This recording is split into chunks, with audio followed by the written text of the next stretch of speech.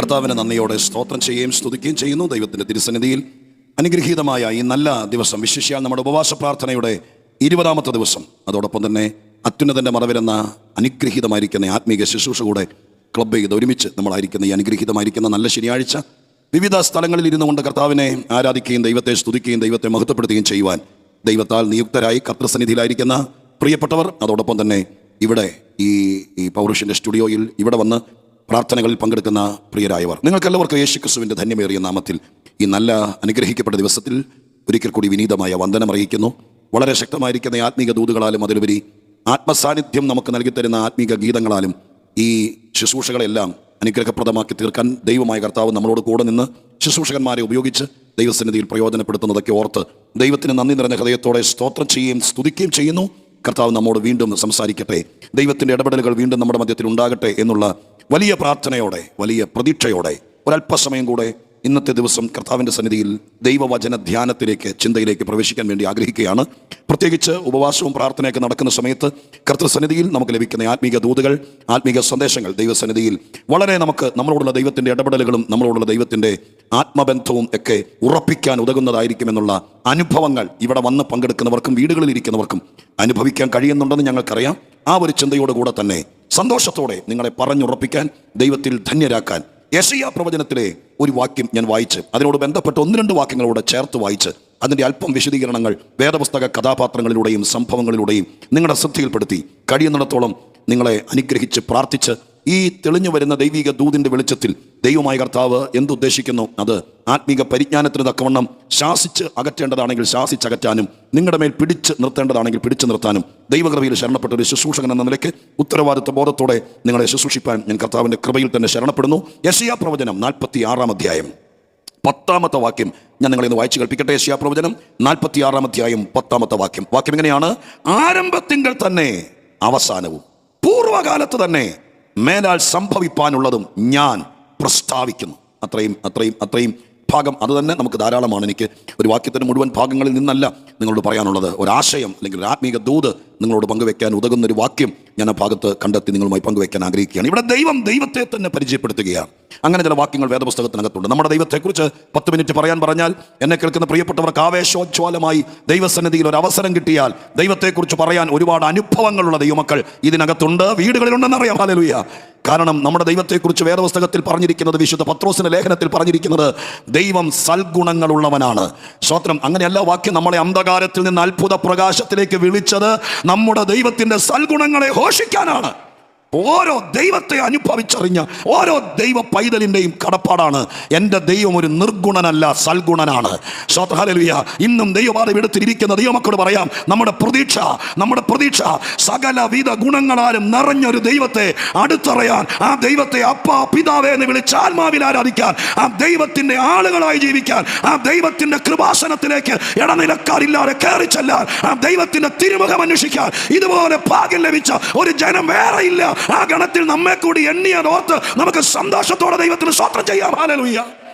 നമുക്ക് നമ്മുടെ അനുഭവത്തോടുള്ള ബന്ധത്തിലോ നമ്മുടെ സ്തോത്രം ആചാര്യന്മാർ പഠിപ്പിച്ചതനുസരിച്ചോ ദൈവത്തെക്കുറിച്ച് പറയാൻ നമ്മുടെ മനസ്സിനകത്ത് ഒത്തിരി കാണും. പക്ഷെ ചില വേളകളിൽ, ചില പ്രത്യേക എമർജൻസി ഘട്ടങ്ങളിൽ ദൈവത്തെ തന്നെ സെൽഫ് ഇൻട്രൊഡ്യൂസ് ചെയ്യുക എന്ന് പറഞ്ഞതുപോലെ ദൈവത്തെ തന്നെ തന്നെത്താൻ വെളിപ്പെടുത്തുന്ന, പരിചയപ്പെടുത്തുന്ന ചില വാക്കുകൾ വേദപുസ്തകത്തിനുണ്ട്. അതുപോലത്തെ ഒരു വാക്യമാണ് ദൈവം പറയുന്നത്. ദൈവത്തെക്കുറിച്ച് ദൈവം പറയുകയാണ്, ഞാൻ സ്തോത്രം മുകളിൽ 9-ാം വാക്യത്തിന്റെ പകുതി കഴിയുമ്പോൾ എഴുതിയിരിക്കുന്നത്, ഞാനല്ലാതെ വേറൊരു ദൈവമില്ല, ഞാൻ തന്നെ ദൈവം, എന്നെ പോലെ ഒരുത്തനുമില്ല. അങ്ങനെ പറയാൻ തൻ്റെ ഇടമുള്ളൊരു ദൈവമാണ് നമ്മുടെ ദൈവം എന്ന് ഓർത്ത് ദൈവത്തിന് സ്തോത്രം ചെയ്താട്ടെ. ഹല്ലേലൂയ. ഞാൻ ദൈവത്തെ ആരാധിക്കുന്നതിൻ്റെ ഏറ്റവും വലിയ രഹസ്യം എൻ്റെ ദൈവം ആരാണെന്ന് അറിഞ്ഞുകൊണ്ട് ഇതുപോലെ പറയാൻ കരുത്തുള്ളൊരു ദൈവം വേറെ ഉലകത്തിലില്ല. ഹല്ലേലൂയ.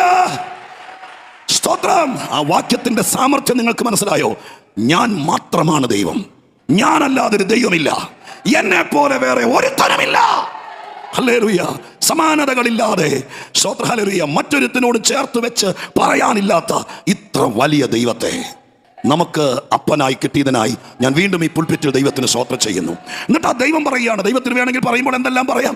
സ്തോത്രം, ദൈവമാണ് ഇതൊക്കെ സൃഷ്ടിച്ചത്, ദൈവം ഉണ്ടാകട്ടെ എന്ന് പറഞ്ഞാൽ ഉളവാകും, ദൈവം സ്തോത്രം നോക്കിയാൽ കത്തിപ്പോകും, ഇതൊക്കെ പറഞ്ഞുകൊണ്ട് വേണമെങ്കിൽ ഒരു ഭീഷണിയുടെ സ്വരത്തിൽ വേണമെങ്കിൽ പറയായിരുന്നു. പക്ഷെ ദൈവം പറഞ്ഞു കേട്ടോ, ദൈവം പറയുന്നു, എന്താ ദൈവത്തെ തന്നെ സെൽഫായി പറയുമ്പോൾ പറഞ്ഞിരിക്കുന്നത്, ആരംഭത്തിങ്കൽ തന്നെ അവസാനവും സ്വോത്രഹാലയിൽ പൂർവ്വകാലത്ത് തന്നെ സംഭവിപ്പാനുള്ളത് ഞാൻ പ്രസ്താവിക്കുന്നു.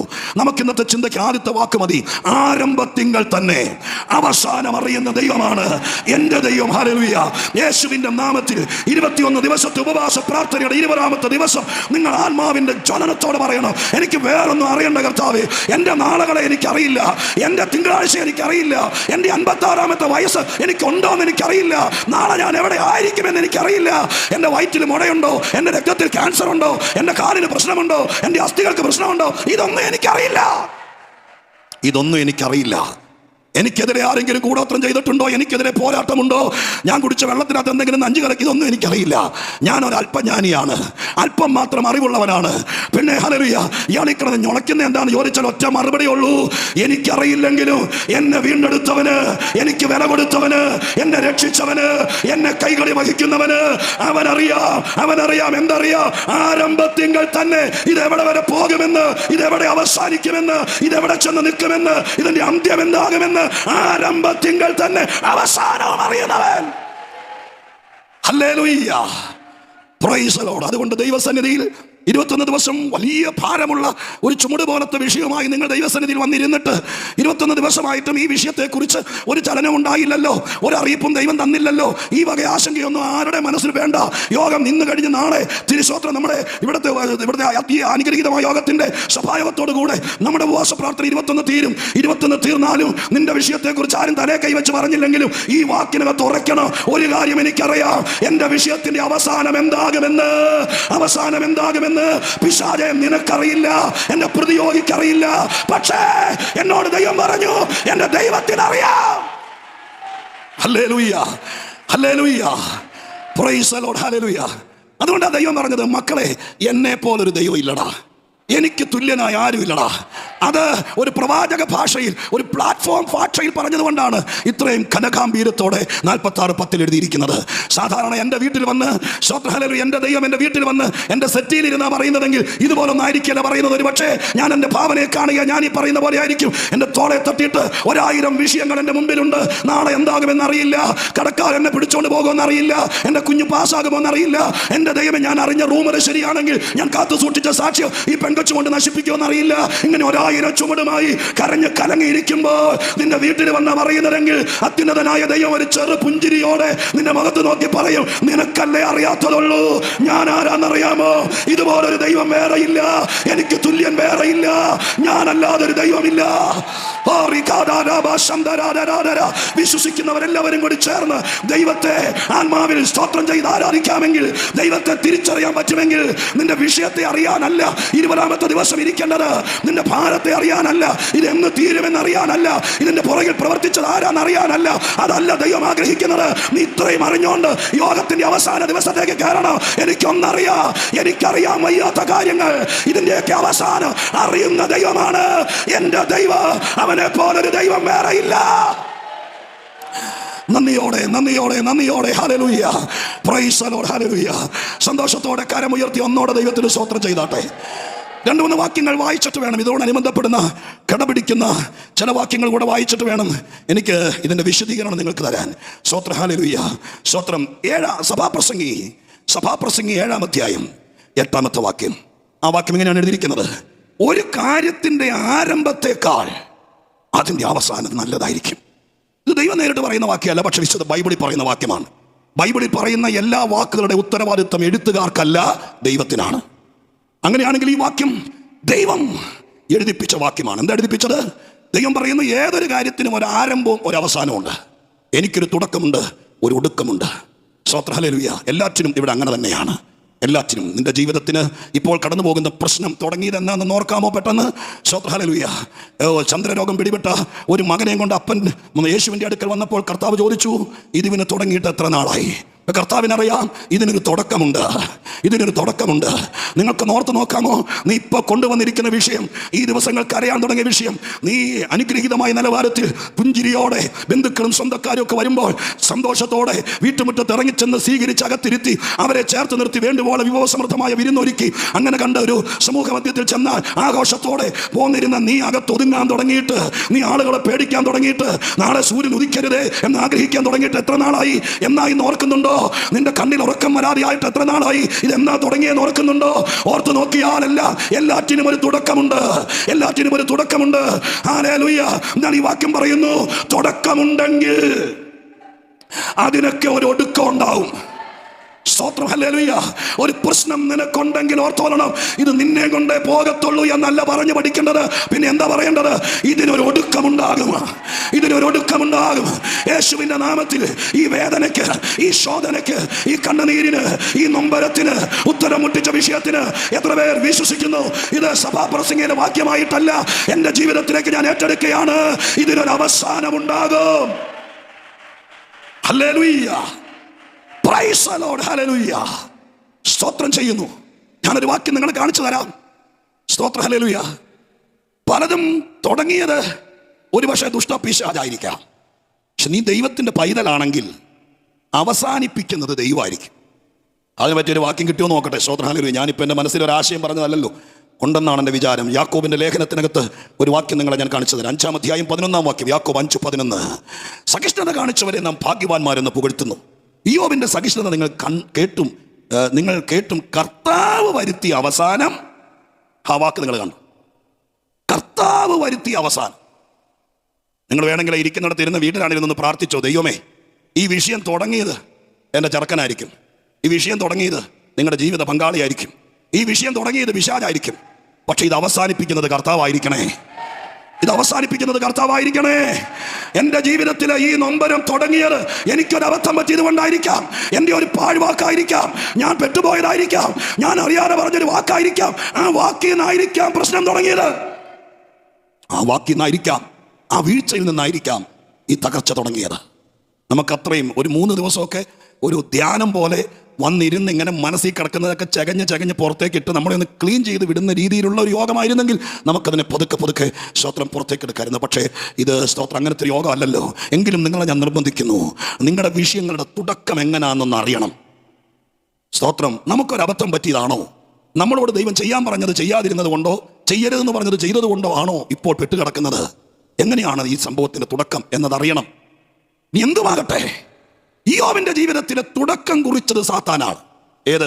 ഈ പ്രശ്നങ്ങളുടെ തുടക്കം. അങ്ങനെയാണല്ലോ നമ്മൾ 1-ാം അധ്യായത്തിൽ വായിക്കുന്നു. സാത്താൻ ഒരു ദിവസം സ്തോത്രം അവന്റെ പുരയിടത്തിനകത്ത് കയറി. സ്തോത്രം. അന്ന് തകർച്ച ആരംഭിച്ചു. അന്ന് ഓരോന്നോരോന്നായി അവന്റെ ജീവിതത്തിൽ പോകാൻ തുടങ്ങി. മക്കൾക്കെല്ലാം ആളാമ്പ്രതി ആ ജന്മിയായ അപ്പൻ വീട് വെച്ചു കൊടുത്തിരുന്നു. അവരുടെ എല്ലാ വീടുകളും ഒറ്റ ദിവസം ഇടിഞ്ഞ് താഴെ പോയി. സ്തോത്രം. ആടുമാടുകളെല്ലാം നഷ്ടപ്പെട്ടു. മക്കളെല്ലാം ഒന്നിനു പുറകെ ഒന്നായി സ്തോത്രം അവസാനിച്ചു. ഇതിൻ്റെ മുഴുവൻ പുറകിൽ പ്രവർത്തിച്ചത് സാത്താനാണ്. തുടക്കം കുറിച്ചത് സാത്താനാണ്. പക്ഷേ ഇയ്യോബിന്റെ പുസ്തകത്തിൽ എഴുതാത്തൊരു വാക്ക് പുതിയ നിയമ ഭക്തന്മാർക്ക് വേണ്ടി യാക്കോബിനെ കൊണ്ട് എഴുതിപ്പിച്ചു. തുടങ്ങിയത് ദുഷ്ടനാണെങ്കിലും അവസാനിപ്പിച്ചത് കർത്താവാണ്. യേശുവിൻ്റെ നാമത്തിൽ ഇന്ന് ഞാനിത് പറയുമ്പോൾ നിങ്ങളുടെ ജീവിതത്തിലെ 1000 വിഷയങ്ങൾ തുടങ്ങിയത് ആരാന്നുള്ളത് ഇന്ന് അവസാനിക്കട്ടെ. തുടങ്ങിയത് ആരുമാകട്ടെ, നിങ്ങൾ അങ്ങോട്ടും ഇങ്ങോട്ടും പഴിയാറരുത്. നിങ്ങൾ ദൈവമക്കളാണ്. ഇവൾ ഒരുത്തി കാരണമാണ്, ഇവൾ പറഞ്ഞ വാക്കാണ്, ഇവൻ കാരണമാണ്, നിന്റെ വീട്ടുകാർ കാരണമാണ് എന്ന് പറഞ്ഞിനി ഇരിക്കരുത്. ഇവിടെ വെച്ച് നിങ്ങൾ കൈ കൊടുത്ത് പറയണം, തുടങ്ങിയത് ആരുമാകട്ടെ. മനസ്സ് തുറന്ന് ദൈവസന്നിധിയിൽ ഒരു കേൾവിക്കാരനാകാതെ, ഒരു കേൾവിക്കാരിയാകാതെ ഇന്ന് പകരക്കാലം തല ഊരിയെടുത്ത് രക്ഷപ്പെടാൻ പറ്റുമെങ്കിൽ ഈ ദൂത് പറഞ്ഞുകൊണ്ടിരിക്കുമ്പോൾ തന്നെ ആത്മശക്തിയോടെ ദൈവബലത്തോടെ രക്ഷപ്പെടാമെങ്കിൽ ഇന്ന് പകരക്കാലം രക്ഷപ്പെട്ടാം. തുടങ്ങിയത് ആരുമാകട്ടെ ബ്രദർ, തുടങ്ങിയത് എന്ത് കാരണം കൊണ്ടുമാകട്ടെ, ഇതെന്തുകൊണ്ടുമാകട്ടെ, പക്ഷേ ഇതിനൊരു അവസാനമുണ്ട്. ഇതാര് തുടങ്ങിയാലും തുടങ്ങിയവർക്ക് അവസാനിപ്പിക്കണമെന്നില്ലായിരിക്കാം. പക്ഷെ ദൈവം എന്നോട് പറയുന്നു, കർത്താവ് എന്നോട് പറയുന്നു, കർത്താവ് തിടുക്കം കുറിക്കുകയാണ്. കർത്താവ് തിടുക്കം കുറിക്കുകയാണ്. ഹോവയായ ദൈവം തിടുക്കം കുറിക്കുകയാണ്. എന്താണ്? സ്തോത്രം. ഇത് അവസാനിക്കണം, ഇത് മാറണം, ഈ വരൾച്ച മാറണം, ഈ സ്ഥിതി മാറണം, കാര്യങ്ങൾ നോർമലാകണം. പരിശുദ്ധാത്മാവിൽ ഞാൻ ഇവിടെ നിൽക്കുമ്പോൾ ആയിരക്കണക്കിന് പ്രേക്ഷക കുടുംബങ്ങളെ നോക്കിക്കൊണ്ട് പറയാം, സ്വർഗം ആഗ്രഹിക്കുന്നു, ദൈവം ആഗ്രഹിക്കുന്നു. ചിലത് അവസാനിക്കണം, ചിലത് അവസാനിക്കണം. ഒരിക്കലും കൊടുത്താലും കൊടുത്താലും തീരാത്ത ഈ കടഭാരം, പലിശ അടച്ച് മുടിയുന്ന ഇടപാട്, ഇത് അവസാനിക്കണം, ഇത് അവസാനിക്കണം. ഇത് ആഗ്രഹിക്കുന്നത് ബ്ലേഡുകാരൻ ഒരിക്കലും ആഗ്രഹിക്കില്ല, കൊള്ള പലിശക്കാരൻ ആഗ്രഹിക്കത്തില്ല. എന്നാൽ നിന്റെ വീണ്ടെടുപ്പുകാരൻ ആഗ്രഹിക്കുന്നു. നിന്റെ ഇത് അവസാനിക്കണം. നീ നിന്റെ മക്കളെ അനുഭവിക്കേണ്ട ഈ നന്മ ചാത്തിക്കൊണ്ട് പോകുന്നത് അവസാനിക്കണം.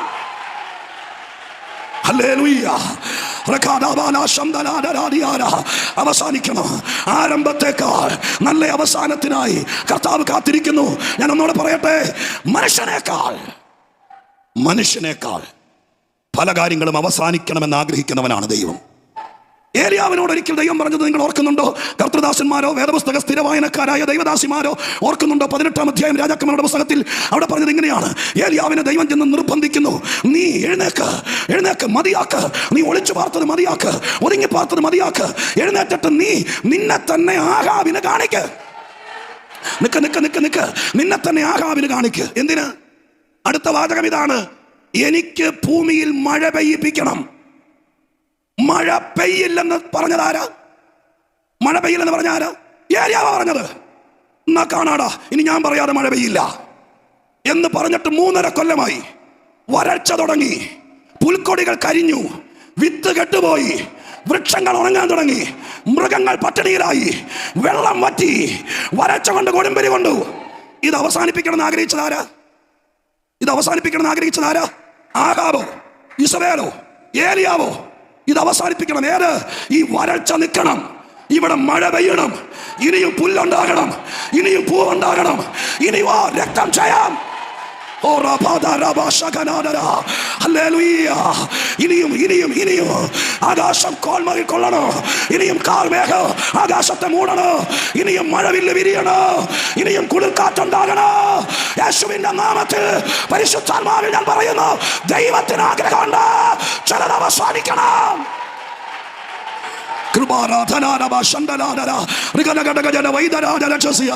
ഇത് നിങ്ങളുടെ അനുഗ്രഹത്തിന്റെ ദിവസമാണ്.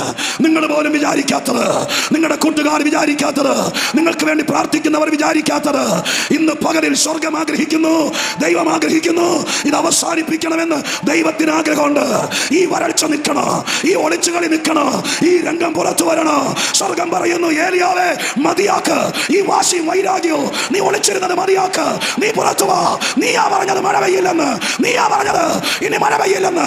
ഞാൻ പറയുന്നു, എനിക്ക് മഴ പെയ്യിപ്പിക്കണം. വിശ്വസിക്ക്, ചേർന്ന് ഒരു 10 സെക്കൻഡെങ്കിലും പരിശുദ്ധാത്മ നിറവിൽ നിന്നോടുള്ള ദൂതാണെങ്കിൽ ആത്മാവിൽ സ്വോത്രം ചെയ്തോണ്ട് പറ, സ്വോത്രം ചെയ്തോണ്ട് പറ. ഇതിനൊരു അവസാനം ഉണ്ടാകും. നീ ചോദിച്ചില്ലേ ഇതിനൊരു അവസാനം ഉണ്ടാകുമോ? എങ്ങനെയെങ്കിലും ഇല്ല, എങ്ങനെയെങ്കിലും തീരെയല്ല. എന്റെ പുസ്തകം പറയുന്നത് ആരംഭത്തെക്കാൾ നല്ല അവസാനം. വീണ്ടെടുക്കപ്പെട്ടവർക്ക് വേണ്ടി, വിശുദ്ധന്മാർക്ക് വേണ്ടി, രക്ഷിക്കപ്പെട്ടവർക്ക് വേണ്ടി, ദൈവത്തെ സേവിക്കുന്നവർക്ക് വേണ്ടി. എങ്ങനെയെങ്കിലും നമ്മൾ പലരും പറഞ്ഞ വാക്കായി പറയുന്നേ, എന്റെ പൊന്നു പാസ്റ്ററെ എന്നെങ്കിലും കൊടുത്തേക്ക, എങ്ങനെയെങ്കിലും അവസാനിച്ചാൽ മതി, എങ്ങനെയെങ്കിലും തലവേദന ഊരിപ്പോയാൽ മതി. ഇല്ല, നീ അങ്ങനെ പറഞ്ഞൊഴിയാൻ നോക്കരുത്. ഇതെങ്ങനെയെങ്കിലും അവസാനിപ്പിക്കുന്ന മാർഗമല്ല. ഇത് കൈക്കൂലി കൊണ്ട് തീർക്കുന്ന മാർഗമല്ല. ഇത് നഷ്ടം കൊണ്ട് അവസാനിപ്പിക്കുന്ന മാർഗമല്ല. നിന്റെ ന്യായാധിപൻ ദൈവമാണെങ്കിൽ, നിന്റെ ന്യായാധിപതി ദൈവമാണെങ്കിൽ, നിന്റെ കൗൺസിലർ ദൈവമാണെങ്കിൽ, നിന്റെ ആലോചനക്കാരൻ ദൈവമാണെങ്കിൽ, നിന്റെ പ്രശ്നം തീർക്കുന്നത് ഇവിടുത്തെ പോലീസ് സ്റ്റേഷനോ കോടതിയല്ല, എന്റെ ദൈവമാണെന്ന് നിനക്ക് ഉറപ്പുണ്ടെങ്കിൽ അവൻ പ്രശ്നം തീർക്കുന്നത്, അവൻ അവസാനിപ്പിക്കുന്നത് ആരംഭത്തേക്കാൾ.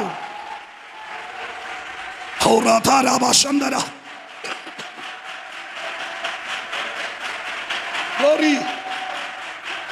Jesus. Hallelujah. ഈ ഉപവാസ പ്രാർത്ഥനയിൽ ചില വിഷയങ്ങൾ തീരുമെന്ന് നിങ്ങൾക്ക് ഉറപ്പ് കിട്ടുന്നുണ്ടോ? ഹല്ലേലൂയ. ഞാൻ വിശ്വസിക്കുന്നു. ഞാൻ എഴുതി കൊടുത്തിരിക്കുന്ന വാക്യങ്ങളൊക്കെ വേറെയാണെങ്കിലും എൻ്റെ മുമ്പിൽ വന്നു വീഴുന്ന വാക്യങ്ങൾ ഇൻസ്റ്റന്റായി ദൈവം ഇട്ട് തരുന്ന വാക്കുകളാണ്.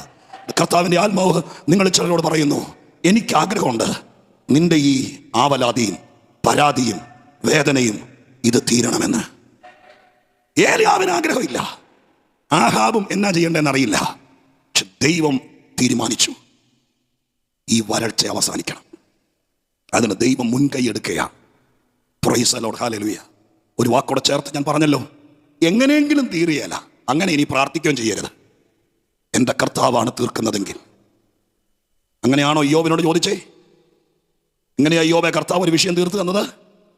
സ്തോത്രം. കഷ്ടി നാണക്കേടുണ്ടാകാതിരിക്കാൻ വേണ്ടി അവസാനം ഒരു സർക്കാർ കൊടുത്തതുപോലത്തെ ഒരു ചെറിയ ഷെഡ് വെച്ച് കൊടുത്ത് അതിനകത്ത് ഒരു ബാത്റൂം മണന്നു കൊടുത്ത് അവസാനിപ്പിക്കുകയായിരുന്നോ? അല്ല, നഷ്ടപ്പെട്ടതെല്ലാം ഇരട്ടി കൊടുത്തോണ്ട് അവസാനിപ്പിച്ചു. ദൈവം അവസാനിപ്പിക്കുകയാണെങ്കിൽ നന്നായിട്ടേ അവസാനിപ്പിക്കാനിടയാകുള്ളൂ. ഇന്ന് നിങ്ങളോട് പറയാൻ ഈ വാക്കുകളൊക്കെ എടുത്തതിൻ്റെ ഛേദോവികാരം, പ്രേരണ, അത് ഞാൻ നിങ്ങളോട് പങ്കുവെക്കാം. നമ്മൾ ഇനിയും 2-3 വാക്യമുണ്ട്. അങ്ങനെ പറഞ്ഞു പോയാൽ ആ വാക്യത്തിൽ തന്നെ എൻ്റെ സമയം തീരും, ദൂത് തീരുകയില്ല. അതുകൊണ്ട് ഞാൻ ചില വാക്കുകളെ മനഃപൂർവ്വമായിട്ട് മാറ്റി വെച്ചുകൊണ്ട് ഞാൻ ഇനി വിഷയത്തിൽ കിടക്കാം. ഈ വാക്യങ്ങളിൽ നിന്ന് നമുക്ക് മനസ്സിലാകുന്നു, എല്ലാത്തിനും ഒരു തുടക്കമുണ്ട്. അങ്ങനെയാണെങ്കിൽ ഒരു അവസാനമുണ്ട്. ദൈവം പറഞ്ഞു, ഞാൻ ആരംഭം അറിയുന്നുണ്ട്, അവസാനം അറിയുന്നുണ്ട്. സ്തോത്രം. നിങ്ങളുടെ കുടുംബജീവിതത്തിന് ഒരു ആരംഭമുണ്ടോ? ഉണ്ടെങ്കിൽ അതിന് അവസാനമുണ്ട്. സ്തോത്രം. ദൈവം പറയുന്നു, ആരംഭം ഞാൻ അറിഞ്ഞാണ് തുടങ്ങിയതെങ്കിൽ അവസാനം എനിക്കറിയാം. അങ്ങനെ പറഞ്ഞെന്നൊരു തോന്നൽ നിങ്ങൾക്കുണ്ട്. എൻ്റെ പ്രസംഗം സ്ഥിരമായി കേൾക്കുന്നവർക്ക് എൻ്റെ ഭാഷ കേൾക്കുമ്പോൾ പിടികിട്ടുമായിരിക്കും. ഞാൻ പറഞ്ഞതൊന്നുകൂടെ പറയട്ടെ. ദൈവം പറയുന്നു, നിന്റെ കുടുംബജീവിതത്തിൻ്റെ ആരംഭം ഞാൻ അറിഞ്ഞാ തുടങ്ങിയതെങ്കിൽ അതിൻ്റെ അവസാനം എനിക്കറിയാം. അതിനകത്ത് ഞാൻ അറിയാതെ നിനക്ക് ബോധിച്ചൊരുത്തിൻ്റെ സ്കൂട്ടറിൻ്റെ പുറകെ കയറി നീ പോയതാണെങ്കിൽ നീ കുടുംബജീവിതം തുടങ്ങിയത് ഞാൻ അറിഞ്ഞിട്ടില്ല, ഇതെന്തായി തീരുമെന്ന് എനിക്കറിയാല. മനസ്സിലായല്ലോ? സ്തോത്രം. അത്രയുള്ള എൻ്റെ തോന്നുന്നു. അതല്ല, എൻ്റെ ദൈവമേ, ഞാൻ ആരുടെയും പുറകെ പോയതല്ല. എൻ്റെ കുഞ്ഞിൻ്റെ കല്യാണം 2-3 ദൈവദാസന്മാർ എന്നോട് പറഞ്ഞ് അങ്ങനെ ദൈവം അറിഞ്ഞു തുടങ്ങിയതാണ്. ആണോ? ദൈവം അറിഞ്ഞു തുടങ്ങിയതാണ്. സ്തോത്രം. ദൈവം അറിഞ്ഞു തുടങ്ങിയതാണെങ്കിൽ തുടങ്ങിയതിനേക്കാൾ ഗംഭീരമായൊരവസാനം. അതാണ് ദൈവത്തിന്റെ പോളിസി. ഹല്ലേലൂയ. ദൈവത്തിന്റെ പദ്ധതി തുടങ്ങിയത് ദൈവമാണെങ്കിൽ എനിക്കറിയാം അവസാനം. എനിക്കറിയാം ഏറ്റവും ഭംഗിയായി അവസാനിപ്പിക്കാൻ. ഇനി ഞാൻ പറയുന്നത് ശ്രദ്ധിച്ച് കേൾക്ക്. തുടക്കത്തിനും ഒടുക്കത്തിനും ഇടയിൽ ഒരു ഇടവേളയുണ്ട്. സ്തോത്രം. ആ ഇടവേള തരണം ചെയ്യാനാണ് നമ്മൾ ഈ പെടാപ്പാട് വിടുന്നത്. സ്തോത്രം. ദൈവത്തിനറിയാം ഇതെന്തായി തീരും. ദൈവത്തിനറിയാം ഇത് നന്നായിട്ടേ അവസാനിക്കുകയുള്ളൂ. പക്ഷെ ഇതിൻ്റെ ഇടയിലെ ചില കാര്യങ്ങളിൽ പിടിച്ചു നിന്നേ പറ്റൂ.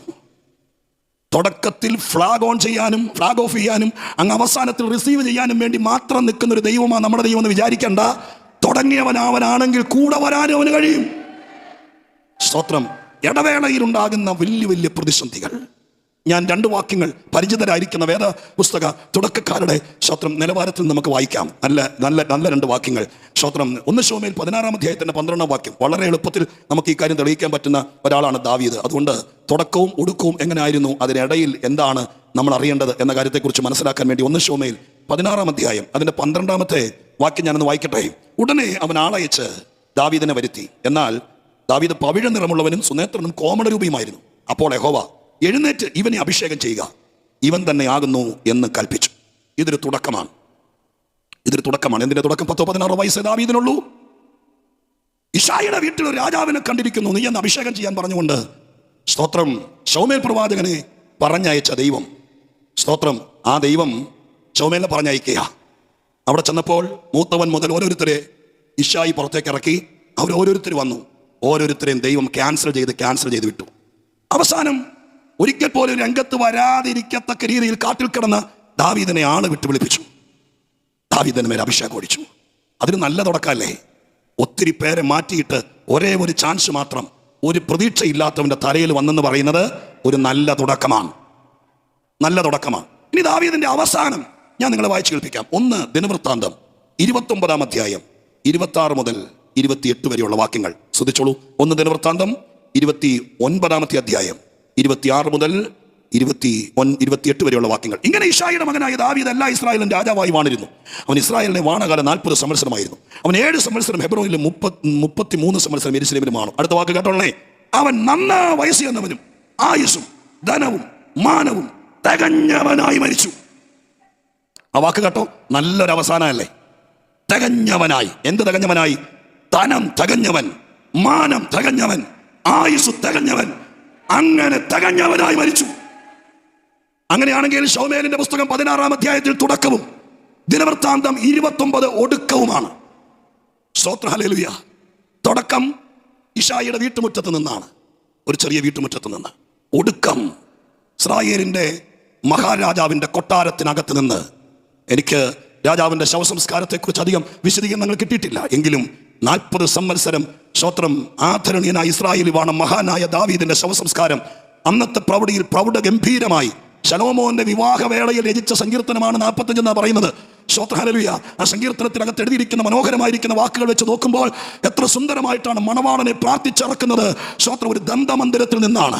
കമ്പിനാദം, ഇൻസ്ട്രുമെന്റുകളുടെ പശ്ചാത്തലത്തിൽ ഗംഭീരമായിരിക്കുന്ന കിന്നരനാദത്തിന്റെ അകമ്പടിയോടെ സുന്ദര കോമളനായിരിക്കുന്ന രാജകുമാരൻ ശലോമോൻ ഒരുങ്ങി വിവാഹത്തിന് വേണ്ടി പുറത്തേക്ക് വരുന്ന രംഗമാണ് 45 സങ്കീർത്തനത്തിന്റെ പശ്ചാത്തലം എന്ന് പറയുന്നു. അങ്ങനെയാണെങ്കിൽ ഞാൻ വിചാരിക്കുന്നു 40 സംവത്സരം അജയ്യനായി ദൈവത്തിന്റെ കൂടെ നിന്ന് മഹാനായ രാജാവ് ദാവീദിന്റെ ശവസംസ്കാരം കൊട്ടാരത്തിൽ നിന്ന് മൃതശരീരം എടുക്കുമ്പോൾ എന്തായിരിക്കും പ്രൗഢതയെന്ന് എനിക്ക് ഊഹിക്കാൻ പോലും കഴിയുന്നില്ല. എന്താണെങ്കിലും ബൈബിൾ ഇത്രമേ പറയുന്നുള്ളൂ.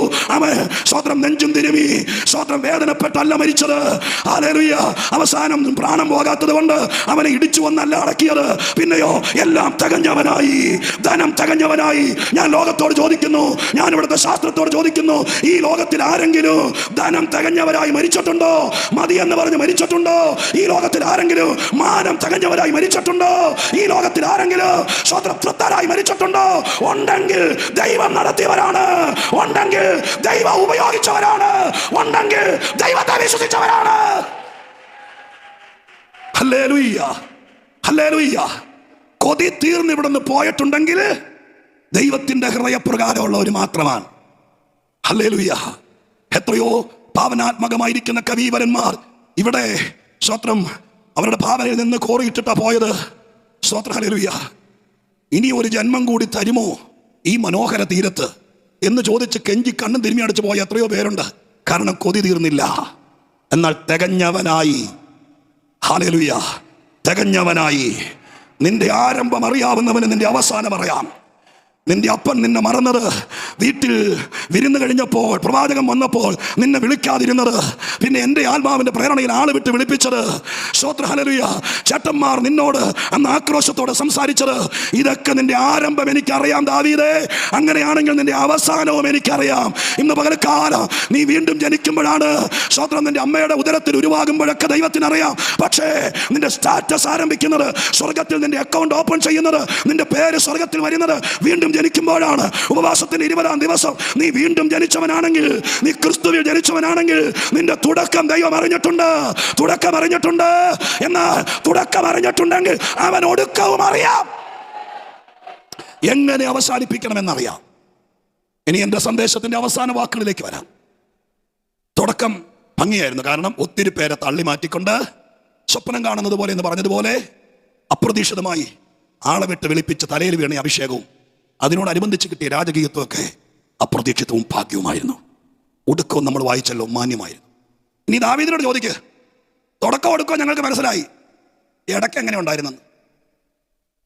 ഇടയ്ക്ക് എങ്ങനെ ഉണ്ടായിരുന്നു ചോദിക്കും. സ്തോത്രം. അദ്ദേഹം പറയും, ഒടുക്കം ഉണ്ടാകണമെങ്കിൽ ഈ ഇടയിൽ കൂടെ പോയേ പറ്റൂ.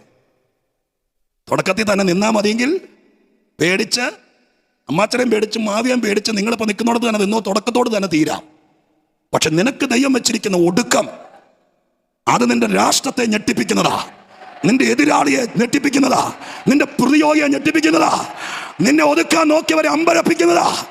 അവിടെ നീ എത്തണമെങ്കിൽ നിൽക്കുന്നിടത്ത് നിന്നാ പോരാ, തുടക്കത്തിൽ നിന്നാ പോരാ, നീ ഒടുക്കത്തേക്ക് വരണം. Hallelujah, hallelujah. ഈ ഇടവഴിയിലൂടെ താണ്ടുമ്പോൾ എവിടേക്ക്? ദൈവം വെച്ചിരിക്കുന്ന ഡെസ്റ്റിനിയിലേക്ക്, തുടക്കത്തേക്കാൾ നല്ല ഒടുക്കത്തിലേക്ക്, ആരംഭത്തേക്കാൾ നല്ല അവസാനത്തിലേക്ക് നിന്നെ ദൈവം നയിക്കുമ്പോൾ ഈ ഇടവഴി കൂടെയുള്ള ഈ ഇടവേളയുണ്ടല്ലോ, സഹിക്കാൻ പറ്റുന്നതായിരിക്കുകയില്ല. സ്തോത്രം, ഹല്ലേലൂയ. നിന്നെ വീട്ടിൽ കിടത്തി ഉറക്കാതെ നിന്നെ ശത്രുവായി കണ്ട് നിനക്കെതിരെ അസൂയ കയറി നിന്നെ കുറിച്ച് ഇല്ലാത്തത് മുഴുവൻ പറഞ്ഞ് നിനക്ക് വിരോധമായി കള്ളക്കഥകൾ ചമച്ച് നിന്റെ മോനെ പോലും നിന്റെ ശത്രുവാക്കി, നിന്റെ കൂടെ നിന്നവരെ വശീകരിച്ച് നിന്നെ ഇല്ലാതാക്കാൻ വേണ്ടി തന്ത്രമൊരുക്കി. ഇതൊക്കെ എന്താന്ന് ചോദിക്കും. ഒറ്റ മറുപടി ഉള്ളൂ, നിനക്ക് തുടക്കത്തേക്കാൾ വലിയൊരു ഒടുക്കം വെച്ചിട്ടുണ്ട്. അവിടേക്കുള്ള യാത്രയാണ്. നിന്റെ മോനെ വിളിച്ചിട്ട് പറയണം, മമ്മി ഇത്രയും പ്രാർത്ഥിച്ചിട്ട് ഇങ്ങനെയൊക്കെ ആണെങ്കിൽ ഇനി എന്തിനാ നമ്മൾ പോകുന്നതെന്ന് ചോദിക്കുമ്പോൾ പറയണം, സ്വത്രം ഇത് ഇടവഴിയാണ്, നാം ചെന്നെത്തേണ്ട പാതയിലേക്ക് ദൈവം വെച്ചിരിക്കുന്ന പ്ലാറ്റ്ഫോമിലേക്കുള്ള ഇത് ഇടവേളയാണ്. ഈ ഇടവേള അസഹിഷ്ണുതയുള്ളതാണ്, നൊമ്പരമുള്ളതാണ്. ഇതിലൂടെ പോയേ പറ്റൂ. പക്ഷേ ഒടുക്കം മാന്യമായിരിക്കും, ഒടുക്കം ഏറ്റവും ശ്രേഷ്ഠമായിരിക്കും, ഏറ്റവും തികഞ്ഞതായിരിക്കും. യേശുവിന്റെ നാമത്തിൽ കഴിഞ്ഞ 2025, 2024 നീ ഇടവേളയിലൂടെ കഷ്ടപ്പെടുകയായിരിക്കും. നിന്റെ വീട്ടിൽ കിടന്നുറങ്ങാൻ പറ്റാതെ ജപ്തി നോട്ടീസ്, കടഭാരം, ഭർത്തൃഗ്രഹത്തിൽ നിന്ന് ഇറക്കി വിടപ്പെട്ടു, സഞ്ചിയും തൂക്കി നിന്റെ വീട്ടിൽ വന്നു നിന്നു. ഇവിടം കൊണ്ടൊന്നും തീരുകയില്ല. നീ ദൈവം അറിഞ്ഞാണ് നിന്റെ ജീവിതം സെറ്റ് ചെയ്തതെങ്കിൽ, ദൈവാലോചന പ്രകാരമാണ് നീ ഇറങ്ങി തിരിച്ചതെങ്കിൽ, സ്വർഗം നിന്നോട് പറയുന്നു, നിന്റെ അവസാനം വഴിത്തലക്കലായിരിക്കില്ല, നിന്റെ അവസാനം നാണക്കേടിലായിരിക്കില്ല, നിന്റെ അവസാനം കോടതി വരാന്തരായിരിക്കില്ല, നിന്റെ അവസാനം മാന്യതയിലെത്തിക്കാൻ ദൈവത്തിന് കഴിയും. സ്തോത്ര ഹല്ലേലൂയ. സകല പ്രശ്നങ്ങളും കിടക്കുന്നത് ഈ ഇടവേളയിലാണ്. ഇടവേള തരണം ചെയ്തേ പറ്റൂ. സ്തോത്രം. ഒരു തെളിവോടെ പറയാനേ എനിക്ക് നിർവാഹമുള്ളൂ. കാരണം ഇന്ന് അത്യുന്നതന്റെ മറവിലെന്ന അനുഗ്രഹീത ശുശ്രൂഷയാണ്. ഒട്ടനവധി ദൈവദാസന്മാർ രാഗിമിനിക്കിയ ദൂതുമായി ഈ ദിവസം ശുശ്രൂഷിക്കാൻ വേണ്ടിയുണ്ട്. ഓരോ മിനിറ്റുകൾക്കും വിലയുള്ളതുകൊണ്ട്, സ്തോത്രം, ഞാനതിനെ ഭയപ്പെടുന്നത് കൊണ്ട് ഒരു തെളിവോടെ ഞാൻ നിങ്ങളോട് പറയാം. ഞാൻ വാക്യം പറഞ്ഞു വിടാൻ വായിക്കാതെ. വിശുദ്ധ മത്തായിയുടെ സുവിശേഷം 14-ാം അധ്യായത്തിനകത്ത് 5 അപ്പം കൊണ്ട് 5000 പേരെ പോഷിപ്പിച്ച് 12 കൊട്ട നിറച്ചെടുത്ത സമയം. ആ സമയമാണ് കർത്താവ് പെട്ടെന്ന് പറയുന്നത്. കൃത്യമായി പറഞ്ഞാൽ 22-ാമത്തെ വാക്യം അവിടെ പറയുന്നു, പെട്ടെന്ന് അക്കരയ്ക്ക് പോകാം എന്ന് പറഞ്ഞ് നിർബന്ധിച്ചു. ഞാനതിനെ ഒന്ന് വ്യാഖ്യാനിച്ചോട്ടെ. യേശു നിർബന്ധിച്ചാണ്. നീ നിന്നിടത്ത് നിന്ന് ഒത്തിരി സെറ്റപ്പ് ഉണ്ടായിരുന്ന 5000-ഓളം ആളുകൾ വന്ന് അവരുടെ നടുവിൽ അലങ്കൃതനായി, സ്തോത്രം, വിളമ്പിയും വെച്ചുമൊക്കെ നിന്ന, ബാക്കി കൊട്ട നിറച്ച് നിന്ന ഒരു വോളണ്ടിയറായി നിന്ന ആ സ്ഥാനത്ത് നിന്ന് ദൈവം തമ്പുരാൻ യാത്ര പറയാൻ പോലും സമയം തരാതെ പെട്ടെന്ന് അക്കരയ്ക്ക് പൊക്കോളാൻ പറഞ്ഞത് ഒരപ്രതീക്ഷിത തുടക്കമായിരുന്നു. അങ്ങനെയൊക്കെയായിരുന്നു ഞങ്ങളൊക്കെ രക്ഷിക്കപ്പെടുന്ന സമയത്ത്. ഒട്ടും വിചാരിച്ചില്ല. നിന്നെടുത്ത് മുഴുവൻ ഇച്ചിച്ചി ആയതുകൊണ്ട് ഞങ്ങൾ സ്തോത്രം തറയെ തൊടാതെ ഇക്കരയ്ക്ക് പോകുന്നതല്ല. അവിടെ നല്ല നല്ല ആൾക്കാർ, ഒത്തിരി സ്വീകരണങ്ങൾ, ഒത്തിരി സ്വീകാര്യതകൾ, ഒത്തിരി അവസരങ്ങൾ. പക്ഷെ ദൈവം തമ്പുരാൻ പറഞ്ഞു, അപ്പനുറുക്കും പെറുക്കിക്കൊണ്ട് ഇവിടെ തങ്ങരുത്, മതി പെറുക്കിയത് അക്കരയ്ക്ക് പോകും. ഇന്ന് പകൽക്കാലം ദൈവശബ്ദം കേൾക്കുമ്പോൾ വീട് കിടക്കുന്ന അപ്പനുറുക്കും പെറുക്കി ഇക്കരെ നിന്ന് ആയുസ് തീർക്കരുത്. സ്വർഗം നിന്നോട് പറയുന്നു, പെട്ടെന്ന് ഞാൻ നിന്നെ നിർബന്ധിക്കുന്നു, വേഗം അക്കരെ പോ.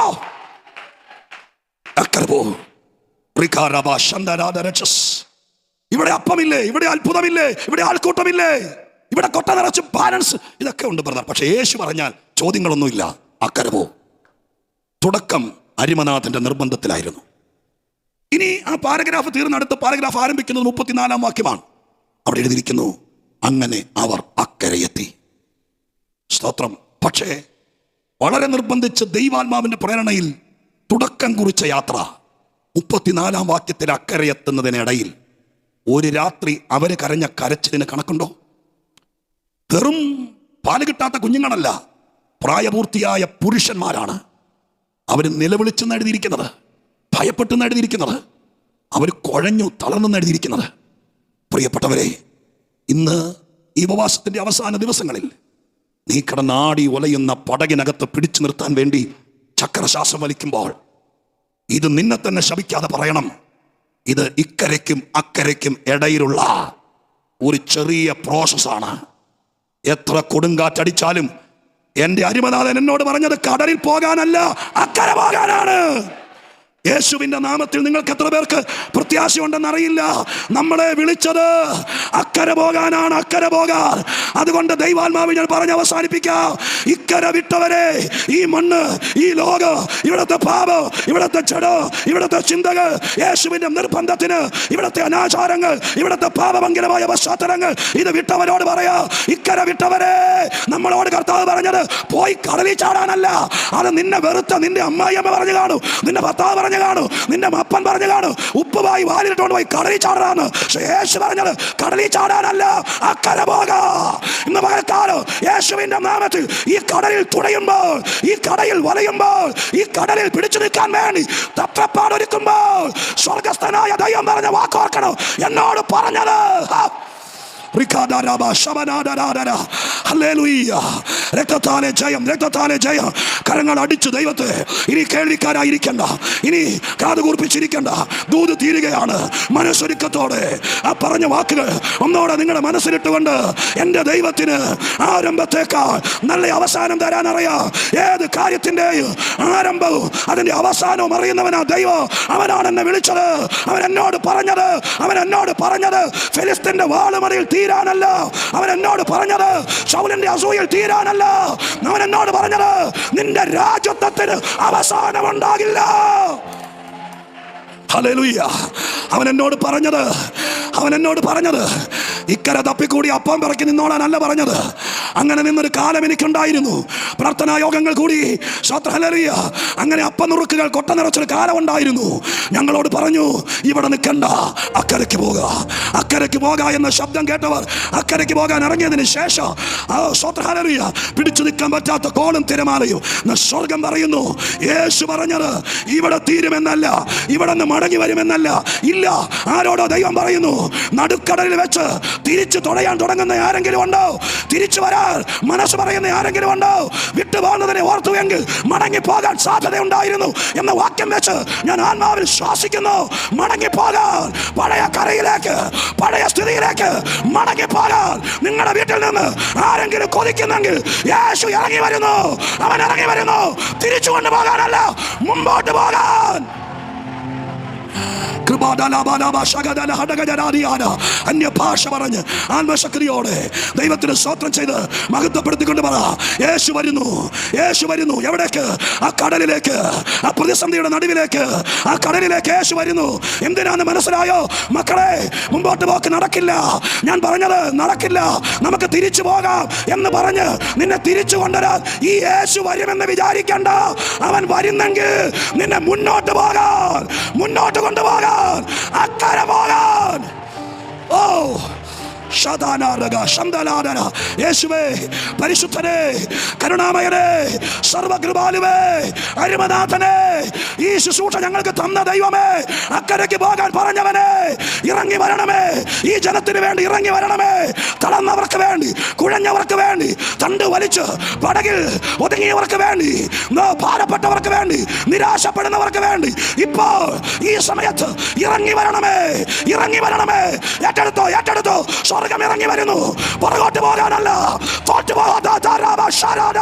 പുറകോട്ട് പോകാനല്ല, നിന്നെ മുന്നോട്ട് കൊണ്ടുപോകാൻ, അക്കരെ എത്തിക്കാൻ കർത്താവ് ഇറങ്ങി വരുന്നു. ഒരാരംഭമുണ്ട്, ഒരു അവസാനമുണ്ട്, ഒരു തുടക്കമുണ്ട്, ഒരു ഒടുക്കമുണ്ട്. ഇതിനിടയിലെ കുറെ പീരീഡുകളുണ്ട്. കൊടുങ്കാറ്റ്, തിരമാല, ആക്ഷേപം, നിന്ന, ഒറ്റപ്പെടൽ, മഞ്ഞ്, മഴ, ശ്രോത്ര, പട്ടിണി, പൈതാഹം, ഇതൊക്കെ ഉണ്ടെങ്കിലും ആരംഭത്തെക്കാൾ നല്ല അവസാനം അതെനിക്ക് കിട്ടുമെന്ന് വിശ്വസിക്കുന്നവർ കരമുയർത്തി ദൈവത്തിന് സ്തോത്രം ചെയ്താട്ടെ. നമുക്കൊരു നിമിഷം എഴുന്നേറ്റ് നിൽക്കാം. ദൈവസന്നിധിയിൽ ഒരു നിമിഷം എഴുന്നേറ്റ് നിൽക്കാം. ഇത്രയും നേരം ഇരിക്കുകയായിരുന്നല്ലോ, എഴുന്നേറ്റ് നിൽക്കാം. 6 മണി വരെ ഈ യോഗം അഭംഗുരം തുടരുകയാണ്. അത്യാവശ്യക്കാർക്ക് ഈ പാട്ടൊക്കെ കഴിയുന്ന സമയത്ത് വെള്ളം കുടിക്കാനോ മറ്റൊരു കാര്യത്തിനൊക്കെ പുറത്തു പോകാം. ബാക്കി സമയത്ത് അനുഗ്രഹീതരായ ശുശ്രൂഷകർ അതിശക്തമായ ആത്മീക ദൂതുമായി നമ്മുടെ ശുശ്രൂഷിക്കാൻ നിൽക്കുകയാണ്. കർത്താവിൻ്റെ കയ്യിൽ തന്നുവിട്ട ദൂത് പറഞ്ഞ് ഞാനൊരു വാക്ക് പ്രാർത്ഥിച്ച് കൊയറൊരു പാട്ടിലേക്ക് കയറുകയാ. മറക്കരുത്, ആടി ഉലയുമ്പോൾ പറയണം, എന്നോട് കർത്താവ് പറഞ്ഞത് കടലിൽ പോയിട്ട് വരാനല്ല, അക്കരയ്ക്ക് പോകാനാണ്. ഹല്ലേലൂയ. അതുകൊണ്ട് എന്തു ഭാരം വന്നാലും നമ്മൾ അക്കരെ എത്തും. അതിനിടയിലുള്ള ഒരു പ്രശ്നത്തെയും ഭയപ്പെടരുത്. കർത്താവ് ചെയ്തിരിക്കും. നീ തീരെ തളരുമ്പോൾ യേശു വരും. നമ്മുടെ വീട്ടിൽ ഒത്തിരി പ്രശ്നം ഉണ്ടായപ്പോൾ നിങ്ങളുടെ മോളെ വിവാഹം കഴിച്ചയച്ച വീട്ടിൽ ഒത്തിരി പ്രശ്നം ഉണ്ടായപ്പോൾ നിങ്ങൾ ചെന്നത് മുമ്പോട്ട് പോകാനല്ലായിരുന്നു, കൊച്ചിനെയും കൊണ്ട് വീട്ടിലേക്ക് പോരാനായിരുന്നു. ഇതുപോലെ യേശു വരികയില്ല. യേശു പ്രശ്നങ്ങളുടെ നടുവിൽ വരുവാണെങ്കിൽ നിന്നെ മുന്നോട്ട് തന്നെ കൊണ്ടുപോകും, അക്കരെ എത്തിക്കും. ഈ ഉപവാസം കഴിയുമ്പോൾ നീ തുഴഞ്ഞു മടുത്ത വിഷയത്തിൽ, നീ കരഞ്ഞ കലങ്ങിയ വിഷയത്തിൽ നിന്റെ കർത്താവ് ഇറങ്ങി വരും. വഴി മാറ്റിവിടാനല്ല, തിരിച്ചു കൊണ്ടുവരാനല്ല. അവൻ പറഞ്ഞ ലക്ഷ്യത്തിലേക്ക് നിങ്ങളെ എത്തിക്കാൻ അവൻ കൂടെ വരും. ദൈവം അത് ചെയ്യും. പരിശുദ്ധ ദൈവമേ, ഈ കരമടിച്ച് ആരാധിക്കുന്ന, എഴുന്നേറ്റ് നിന്ന് സ്തോത്രം ചെയ്യുന്ന എല്ലാവർക്കും വേണ്ടി ഞാൻ പ്രാർത്ഥിക്കുന്നു. ഞങ്ങളെ ആരംഭത്തേക്കാൾ നല്ല അവസാനം, തുടക്കത്തേക്കാൾ നല്ല ഒടുക്കം കർത്താവ് കരുതി വെച്ചിട്ടുള്ളതിനായി നന്ദി. ഉപവാസ പ്രാർത്ഥനയിൽ സ്വർഗം അത് ചെയ്യുമെന്ന് വിശ്വസിക്കുന്നു. എല്ലാവരെയും ആ വിധത്തിൽ അനുഗ്രഹിക്കണം യേശുവിന്റെ നാമത്തിൽ തന്നെ. അതേ നിൽപ്പിൽ നിന്നുകൊണ്ട് കരമടിച്ച് ചേർന്ന് നമ്മൾ ദൈവത്തെ ആരാധിക്കാൻ വേണ്ടി പോകുകയാണ്. ഒരു മനസ്സോടെ സന്തോഷത്തോടെ കരമടിച്ച് ആത്മാവിൽ ചേർന്ന് പാടി നമുക്ക് ദൈവത്തെ ആത്മാവിൽ ആരാധിക്കാം. ചേർന്ന് പാടി ആരാധിക്കാം.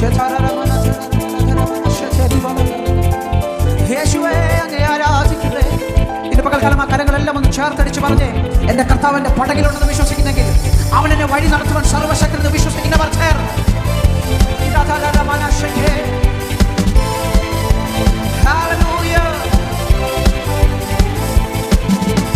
വിശ്വാസമാ പടകിൽ യാത്ര ചെയ്യുമ്പോൾ തണ്ടുവലിച്ചു നീ വലഞ്ഞിടുമ്പോൾ, വിശ്വാസമാം പടകിൽ യാത്ര ചെയ്യുമ്പോൾ തണ്ടുവലിച്ചു നീ വലഞ്ഞിടുമ്പോൾ, ഭയപ്പെടേണ്ട കർത്തൻ കൂടെയുണ്ട്, ഭയപ്പെടേണ്ട കർത്തൻ കൂടെയുണ്ട്.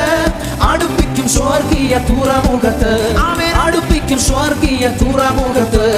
അക്കരയ്ക്കു യാത്ര ചെയ്യും സിയോൻ സഞ്ചാരി, ഓളങ്ങൾ കണ്ടു നീ ഭയപ്പെടേണ്ട. അക്കരയ്ക്കു യാത്ര ചെയ്യും സിയോൻ സഞ്ചാരി, ഓളങ്ങൾ കണ്ടു നീ ഭയപ്പെടേണ്ട. കാറ്റിലെയും കടലിലെയും നിയന്ത്രിപ്പാൻ കഴിവുള്ള പടകിലുണ്ട്, കാറ്റിനെയും കടലിനെയും നിയന്ത്രിപ്പാൻ കഴിവുള്ള പടകിലുണ്ട്. വിശ്വാസമാം പടകിൽ യാത്ര ചെയ്യുമ്പോൾ തണ്ടുവലിച്ചു നീ വലഞ്ഞിടുമ്പോൾ, വിശ്വാസമാം പടകിൽ യാത്ര ചെയ്യുമ്പോൾ തണ്ടുവലിച്ചു നീ വലഞ്ഞിടുമ്പോൾ, ഭയപ്പെടേണ്ട കർത്തൻ കൂടെയുണ്ട്, ഭയപ്പെടേണ്ട കർത്തൻ കൂടെയുണ്ട്. അടുപ്പിക്കും സ്വർഗീയ തുറമുഖത്ത്, അടുപ്പിക്കും സ്വർഗീയ തുറമുഖത്ത്. എന്റെ ദേശം ഇവിടെയല്ല, ഇവിടെ ഞാൻ പരദേശവാസിയാണല്ലോ. എന്റെ ദേശം ഇവിടെയല്ല, ഇവിടെ ഞാൻ പരദേശവാസിയാണല്ലോ. അക്കരെയാണ് എന്റെ ശാശ്വത നാട്, അക്കരെയാണ് എന്റെ ശാശ്വത നാട്. അവിടെ എനിക്ക് ഒരുക്കുന്ന ഭവനമുണ്ട്, അവിടെ എനിക്ക് ഒരുക്കുന്ന ഭവനമുണ്ട്. അക്കരയ്ക്കു യാത്ര ചെയ്യും സിയോൻ സഞ്ചാരി, ഓളങ്ങൾ കണ്ടു നീ ഭയപ്പെടേണ്ട. അക്കരയ്ക്കു യാത്ര ചെയ്യും സിയോൻ സഞ്ചാരി, ഓളങ്ങൾ കണ്ടു നീ ഭയപ്പെടേണ്ട. കാറ്റിനെയും കടലിനെയും നിയന്ത്രിപ്പാൻ കഴിവുള്ള പടകിലുണ്ട്, കാറ്റിനെയും കടലിനെയും നിയന്ത്രിപ്പാൻ കഴിവുള്ള പടകിലുണ്ട്. ഭയപ്പെടേണ്ട കർത്തൻ കൂടെയുണ്ട്, ഭയപ്പെടേണ്ട കർത്തൻ കൂടെയുണ്ട്. അടുപ്പിക്കും സ്വർഗീയ തുറമുഖത്ത്, അടുപ്പിക്കും സ്വർഗീയ തുറമുഖത്ത്. അവൻ കാറ്റിനെയും കടലിനെയും നിയന്ത്രിപ്പാൻ കഴിവുള്ള പടകിലുണ്ട്, കാറ്റിനെയും കടലിനെയും നിയന്ത്രിപ്പാൻ കഴിവുള്ള പടകിലുണ്ട്.